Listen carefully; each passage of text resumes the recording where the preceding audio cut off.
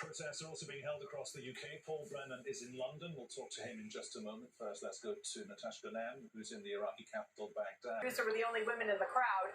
Turned out at Tahrir Square. They answered the call by prominent Shia cleric Muqtada al-Sadr on Friday to spill onto the streets of Iraq in every province and show their solidarity for the Palestinians. This is the third day in a row that in some form or another here in Baghdad and particularly in the south of Iraq, there have been protests showing their solidarity for the Palestinians. You mentioned that some burned Israeli flags. They chanted, "No, no, Israel." I spoke to a few of the protesters, and one man said that he doesn't understand why the world can't appreciate that the Palestinians are facing a horrible humanitarian situation. He said he doesn't understand why it allows, quote, Israeli aggression to continue to deny Palestinians the right to live freely, and alluding to the several dozen children who have been killed this week during this spasm of violence. He says he doesn't understand why the world is afraid of Palestinian children. To some extent, Iraqis can empathize with the Palestinians, and it's in this respect they can appreciate the sense of inertia and frustration they have with their politicians. It's worth noting, when I was there last month for 10 days, there was a hope that legislative elections would be held for the first time in 15 years in the Palestinian territories. Those elections have now been canceled, but what has not diminished is the sense of frustration by many with the leadership. In the Gaza Strip, people won't say it publicly. You'll have to get them in kind of a rare moment, but they will express their frustration with Hamas. Since Hamas came to power 15 years ago, there's been an Israeli and Egyptian-imposed blockade because much of the world views the group as a terrorist organization. And what it means is that movement has been severely restricted for Palestinians living in the Gaza Strip. It means that their economic opportunities have continued to dwindle. And so in that respect, I can tell you that the Iraqis say that they especially empathize with the Palestinians. Natasha, thank you much to the Israeli embassy. Hi there, Paul. What was the atmosphere like? Well, I'd hesitate to call it a carnival atmosphere. That said, there were sound systems and there was dancing and there was chanting. But the mood was very stern and very angry because the pictures that people have been watching in the past 7 days, as far as the attacks that have been taking place, have really galvanized, I think, opinion about the state of the situation, particularly in Gaza. And the organisers estimated that they would have somewhere between 10,000 and 20,000 people come out here.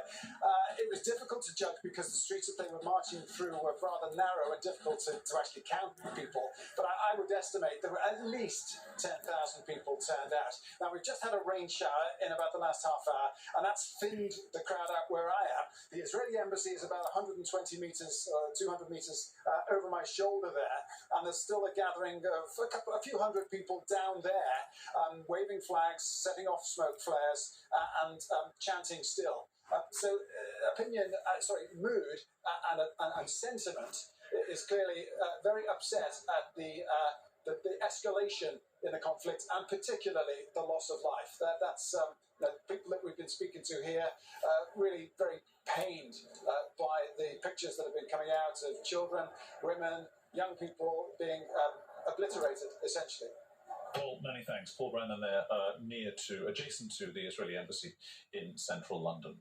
Let's talk to Yara Hawari, policy fellow for Al-Shabaka. That's the Palestine Policy Network. She joins us now from Ramallah in the occupied West Bank.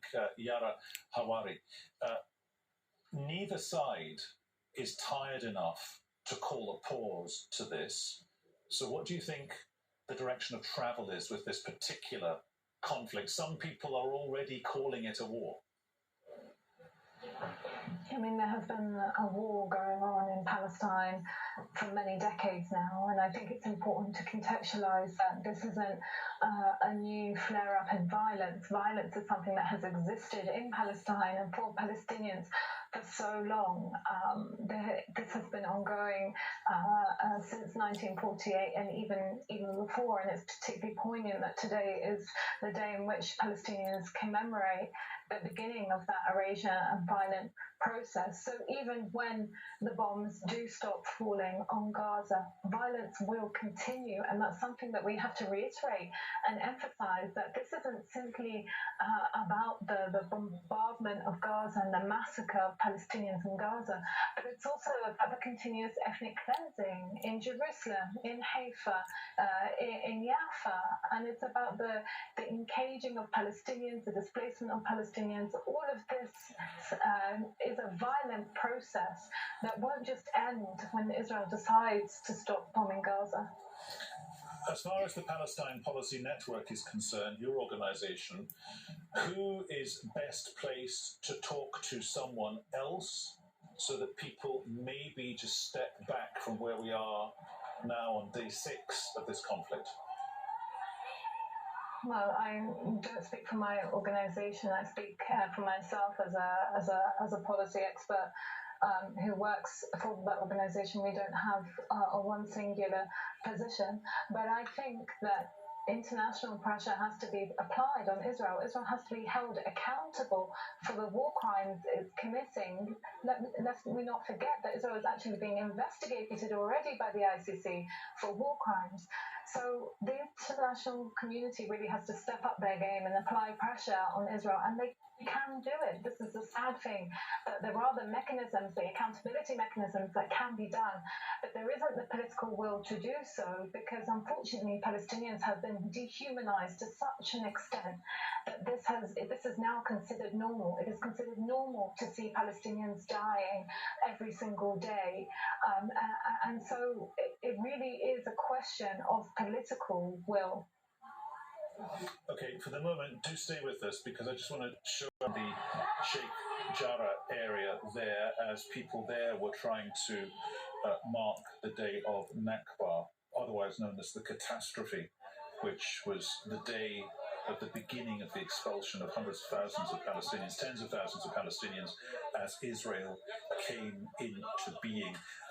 That location, of course, was the epicenter. That was ground zero for what we're seeing at the moment, the length and breadth of Gaza and the length and breadth of Israel as well. There were protests there by Palestinians against plans to expel residents. They had grown since the start of the Muslim month of Ramadan, so now we're talking about, five and a bit weeks ago.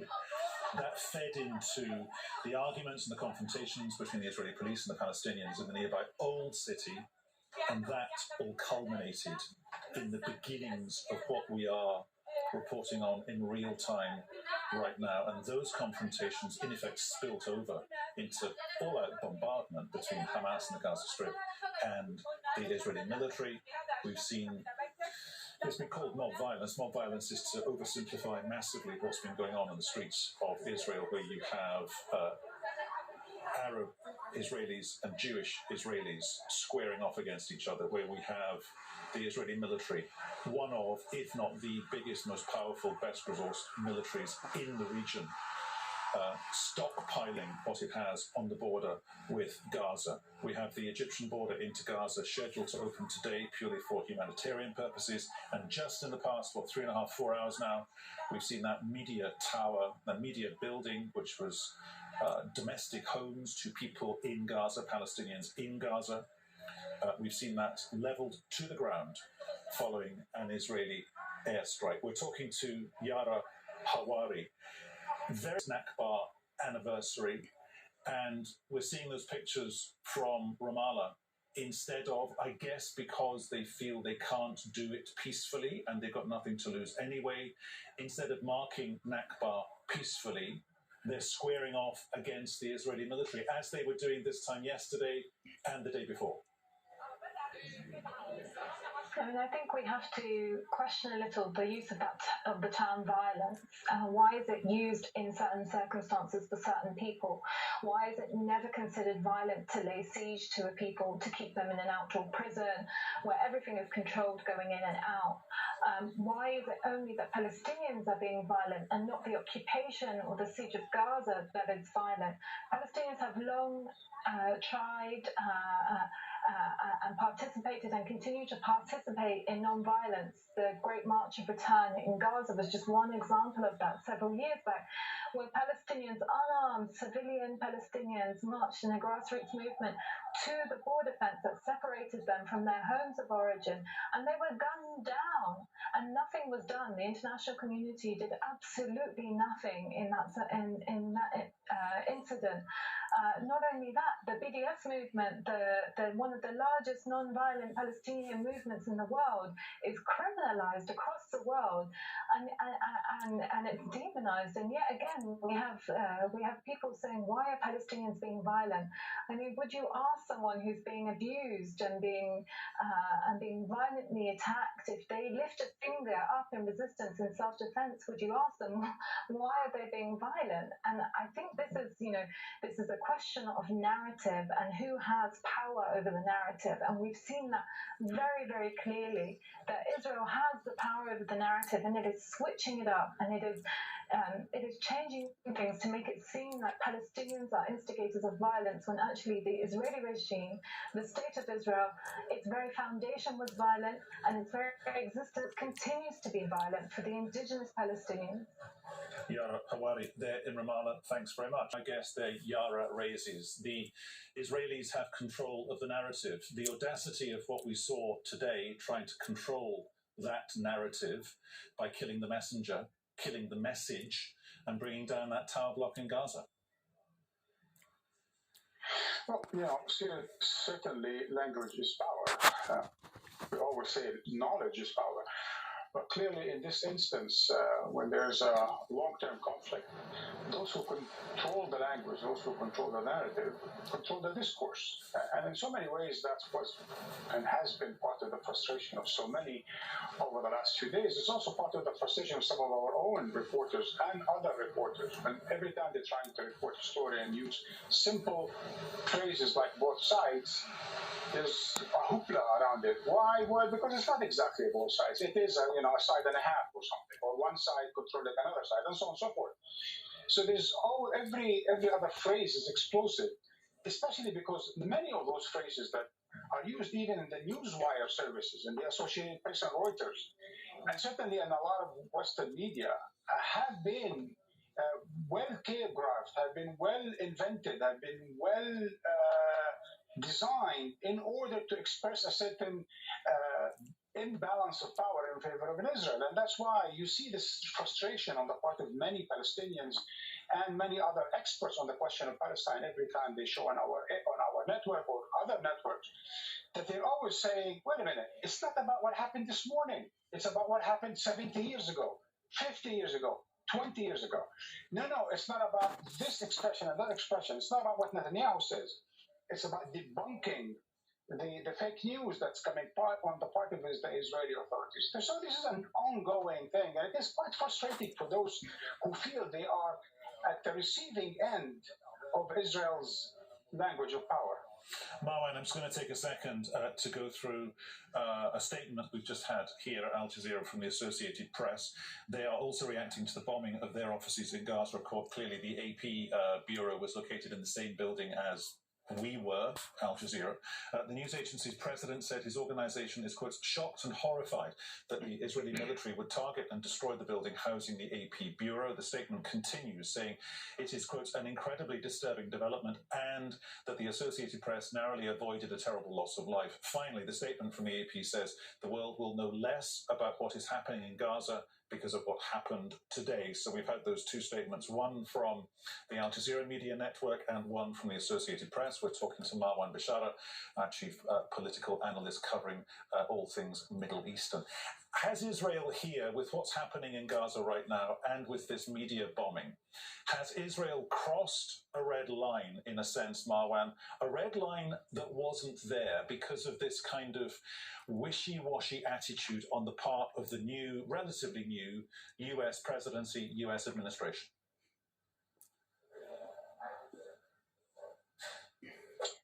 Yes and no.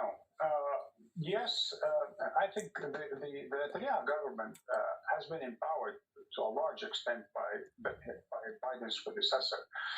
The Trump administration gave the Netanyahu government a huge boost And clearly, with the so-called Abraham Accords, it opened new horizons for Israel in the Gulf region, in North Africa, and elsewhere.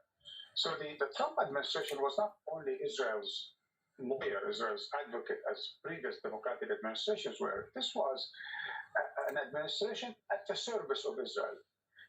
Mike Pence, and also the other Mike. What was his name? Now it's a good sign that we forgot it.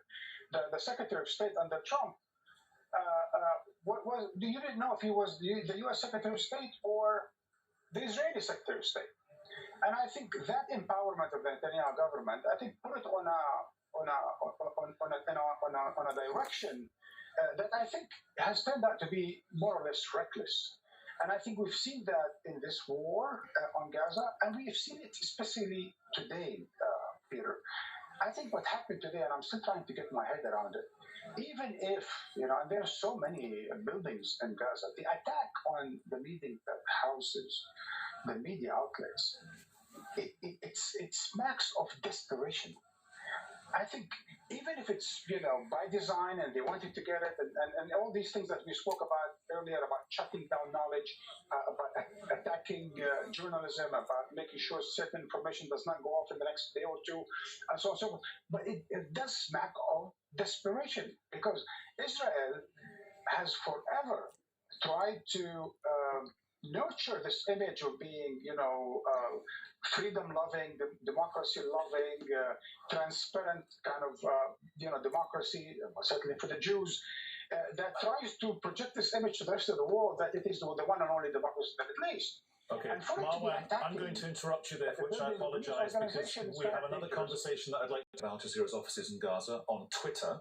We have communicated directly to the Israelis that ensuring the safety and security of journalists and independent media is a paramount responsibility. Patty Culhane joins us live from Washington.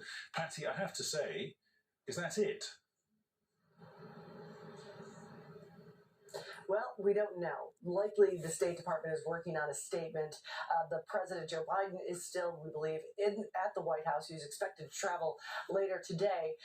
There are some reports that they're working up a statement. But yes, that is so far what we have from Jen Psaki, the White House spokesperson, not a condemnation of international media headquarters being deliberately bombed by the Israelis. Now, this has really lit up social media, and you're starting to see more and more of the progressive left really try to put pressure on President Biden. He has been steadfast since this began in his support for Israel. He sent someone to the region, to Israel, to try and calm the situation. He said he hoped it would be over in a matter of days. But he hasn't come directly out and said this is a line too far. And we're still not hearing really any condemnation from his White House. Keep in mind, this is a president who has a long history with Israel. When he was vice president, there was a settlement freeze in place, and the night he was scheduled to have dinner with Benjamin Netanyahu, they announced that there would be an expansion of building settlements. That very night that he was supposed to have dinner with him, it was considered a huge slap in the face to then Vice President Joe Biden. But still, even after all of this, he is saying that he still supports Israel. But we're starting to see letters from members of Congress where Israel used to be a completely bipartisan issue. It's now gotten very partisan on the left, criticizing Biden, saying he's got to do more. He has to use his billions of dollars worth of influence to try and get Netanyahu to just calm it down. So far, he has not. Okay, Patty, we'll talk consequences of what's going on in areas such as the area you're looking at right now, the occupied West Bank, Al-Bira. There are protests and demonstrations going on there as local people mark that Nakba Day, the anniversary of the beginning of the expulsion of tens of thousands of Palestinians when the State of Israel was originally created. Let's just show you what's going on in Gaza as well. The Al Jazeera media building having been taken out by Israeli fire a little earlier, in the past 3 or 4 hours. What you're looking at right now is an Israeli installation on the border between Israel and Gaza. The owner of the building, the Associated Press and Al Jazeera were given an hour's notice that the building in Gaza was going to be targeted. The Israeli military standing its ground, although if you look at its Twitter feed, it's kind of reacting to what people are saying about this on social media. When we come back, in a couple of minutes, we'll get you across all the main developments. An Israeli airstrike on Gaza flattens a building housing Al Jazeera and other international media. Airstrike hits a refugee camp in Gaza, with one family losing 10 members. Palestinians march to mark Nakba, the day Palestinians were forcibly displaced from their homes for the establishment of Israel.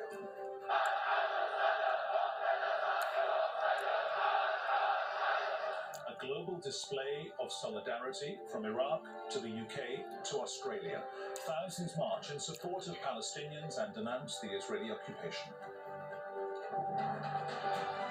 Continuing its bombardment of Gaza today, it's destroyed an 11-story building housing international media.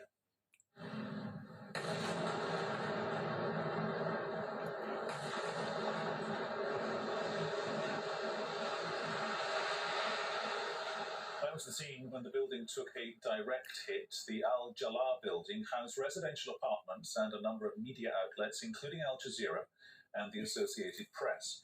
It had been evacuated following a one-hour warning from the Israeli army. Israel's ground forces have continued to fire heavy artillery into the besieged enclave. 140 Palestinians have now been killed since the offensive began on Monday. The Al Jazeera media network has reacted to the bombing of its offices in Gaza, calling it a barbaric act. In a statement, Al Jazeera says the bombing is a clear act to stop journalists from conducting their sacred duty to inform the world and report events on the ground.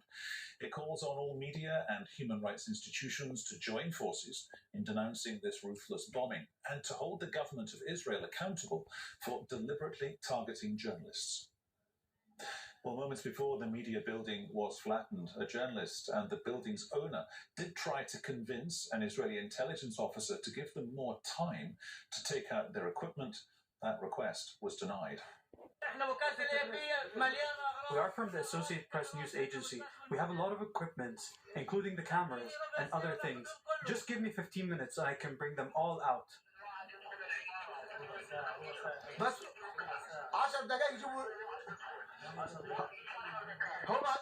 We need 10 minutes. As you can see, they're all around me. The press, not people who are going in to get weapons out. Safwat Al-Khalud joins us live from outside the rubble of the Al Jazeera offices in Gaza. Safwat, we were talking to you in the last hour, and I'm going to say this, I'm going to make it kind of personal. I was very impressed the way that the operation, the Al Jazeera operation in Gaza, was understandably shut down for minutes, and then you and your team relocated, you plugged in the satellite, and you carry on doing the job of a journalist. So this unsubtle, horrible attempt at trying to silence the voice of journalism is clearly not working, because you and I are having this conversation on this channel. Yes, we will continue having this conversation until the end of the escalation. We will keep reporting. We will let's keep continue. Let's say reporting on the other side of the Gaza Strip. We just learned that the Israelis have bombarded another high building, which is a 13-floor building near the coastal line of Gaza City. There used to be in this building some media outlets. We couldn't confirm it yet if they have been staying in this building or not. But also we could realize and we could see that the Israelis are escalating and promoting their level of escalation. So they're moving from a stage to another. So they started with low-scale bombardment, low-scale targets, and now they start hitting high buildings that include media outlets, which is something new in the latest escalation. On the other hand, also the Palestinian fighting groups, they never stop responding, as they say, responding or retaliating for the Israeli attacks. And they also, the Palestinian fighting groups, they consider that hitting or bombarding these residential buildings as one of the red lines that the Israelis have crossed. The spokesperson of the military wing of Hamas, well known as Abu Ubaidah, he said that they will keep hitting Tel Aviv and the longer range rockets towards Tel Aviv, Beersheba, and other cities. The thing that they have already started in the early afternoon today, the hospitals in Gaza, they say that they have been receiving more bodies and more injured people, and more than 1,000 of Palestinians that have been injured in the latest or the last 6 days of escalation. Egypt opened its borders exceptionally today to receive and treat these waves of injured people that the Ministry of Health are not able to deal or treat because of the difficulties that the health system is facing.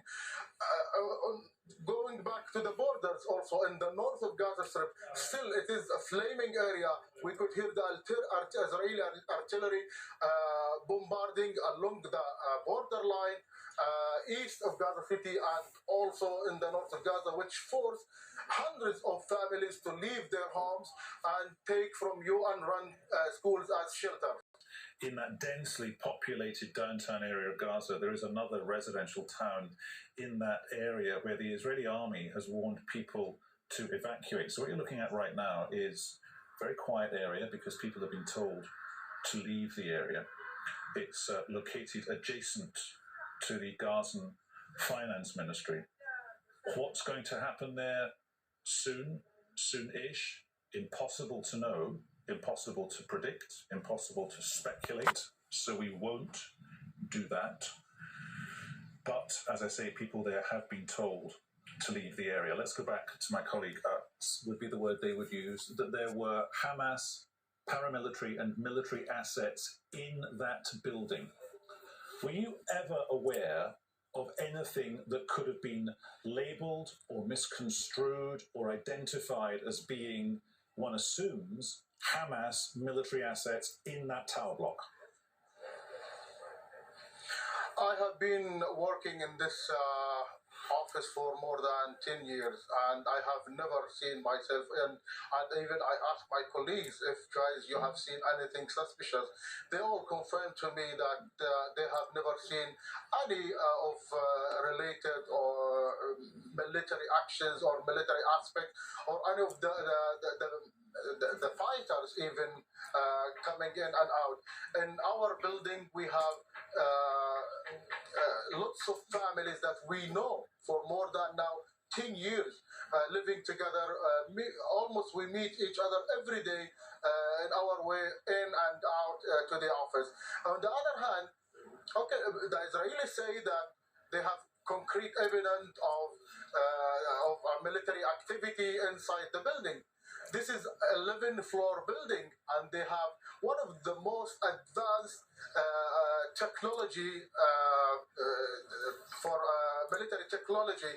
So if they have this concrete evidence, I'm not telling them to bombard it or to fire it, but why didn't they just hit this apartment or this facility that they claim some militants are using it? Why they had to destroy 11-floor building and keep tens of families without shelters in the streets? So they could simply, from the military or from the logic point of view, they could simply hit these facilities or these offices or these apartments that they claim they were used by fighting groups or for military purposes. Safwat, thanks very much. We'll come on. The Israeli police are fighting with Palestinians in the neighborhood of Sheikh Jarrah in occupied East Jerusalem. That's the area where Israel is trying to forcibly evict 4 Palestinian families. A water cannon truck is in the area, as are police on horseback. Protests Palestinians are marking Nakba Day. That's when Palestinians were forcibly displaced from their homes over the establishment of Israel. The Palestinian Red Crescent says 29 Palestinians have been injured by Israeli security forces on Saturday. 17 of them were shot by live ammunition. Let's go now to Nida Ibrahim. Just to go back to the conversation we were having in the last hour. So we've got the younger Palestinians, predominantly men, I'm assuming, reacting to the Israeli forces literally a stone's throw away. Yes, these Palestinians, most of them were born after the 1990s, after the establishment of the Palestinian Authority, and they were promised on and on by their leaders that they're going to be having freedom and a state. Instead, all these people are seeing now is, if you can hear, these tear gas bombs that are being fired by the Israeli army. We've even seen the Israeli army fire live ammunition. We have 3 Palestinians who are now in a critical condition. More than 50 Palestinians were injured according to medical sources, and the majority of these people were hit by live ammunition. These people here would tell you that they're fed up of talks of having a state, talks of having peace, while instead what they see on the ground is intensifying illegal Israeli settlement building, intensifying Israeli power and Israeli settler attacks, which often, when the Israelis say that they are investigating these allegations or these attacks, more than 95% of these attacks go unindicted. So there is a sense here that the Israelis are building in the occupied West Bank, having the upper hand, and these people here are trying to fight that. And their only way, as many of them were telling us, they don't have arms, don't have anything. And one Palestinian protester was even showing us how he was making a Molotov cocktail by adding petrol and a piece of cloth dripped in glue, and then they would fire it and try and send it towards the Israeli soldiers. It's kind of like small means, they don't have much, but they were telling us that if this is what we have to liberate Palestine, so this is what we're going to do. Demonstrators gathered in Tahrir Square to show support for Palestinians in Gaza. Some in the crowds were seen burning Israeli flags.